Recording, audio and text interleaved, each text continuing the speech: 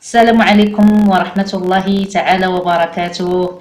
مشاهدي الكرام، اش اخباركم؟ لاباس عليكم؟ نتمنى من عند الله تكونوا على خير وبخير وما ناقصكم حتى خير ان شاء الله. عواشر مبروكه، نتمنى يدخل عليكم هذا الشهر الفضيل بالصحه والسلامه وزيادة الرزق، اللهم بلغنا اياه لا فاقدين ولا مفقودين. اليوم في هذا اللقاء هذا غنشارك معكم واحد الخلطة ديال التوابل اللحم والدجاج ديال المناسبات. هذه الخلطة سبيسيال.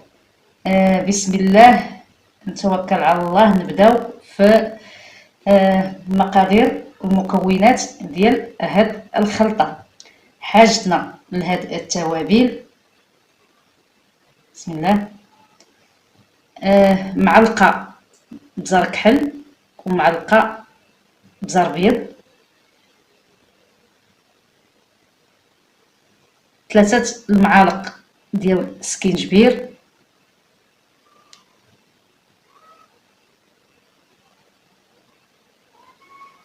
3 المعالق ديال قعقلة او الهيل او ما يسمى بالحبهان. هاد السميه ديال الحبهان المشارقه اللي كيسميوه الحبهان، عندنا حنا في المغرب كنسميوها قعقله. هذه هي الكلمه، عفوا هذه هي السميه المعروفه.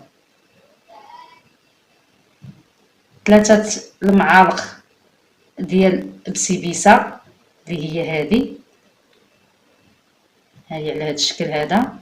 وبسيبيسه في الاصل هي قشور الكوزه اللي هي هذه الكوزه الغليظه، جوز الطيب. هاد القشره هي اللي تتكون مغلفه بها هاد الكوزه. وحاجتنا كذلك لواحد شويه ديال الزعفران باش نسمو هاد الخلطه. تقولوا لي هاد الخلطه باش كنديروها في الدجاج ديال المناسبات، يعني ديال الاعراس، وفي اللحم. لا، ما نحتاجو نزيدو على اضافات اخرين، هاد الخلطه كافيه. اذا نبداو في العمل. بسم الله. بسيبيسه،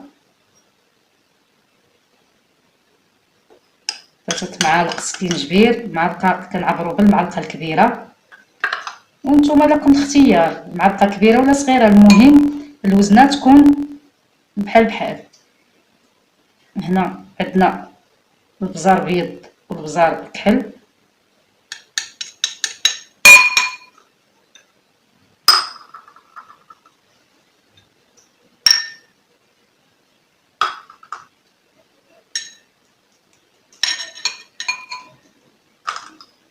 هنا عندنا بسيبيسه.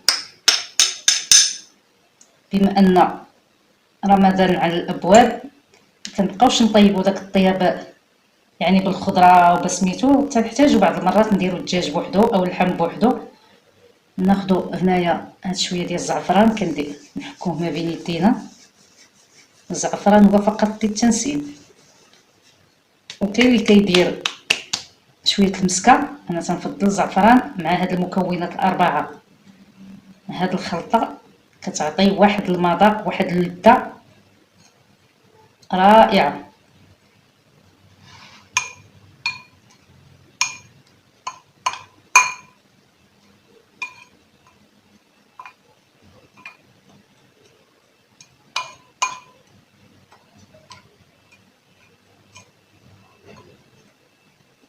خلطو مزيان حتى تجانس العناصر او المكونات. اذا عبرنا بالمعلقه الكبيره كنحصلوا على واحد الكميه لا باس بها. هانتوما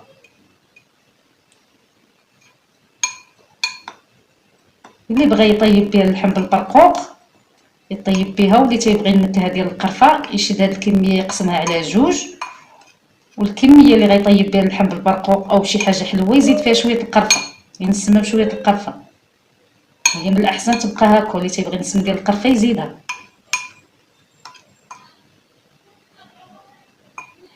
ممكن نستعملوها حتى في بسطيله الدجاج.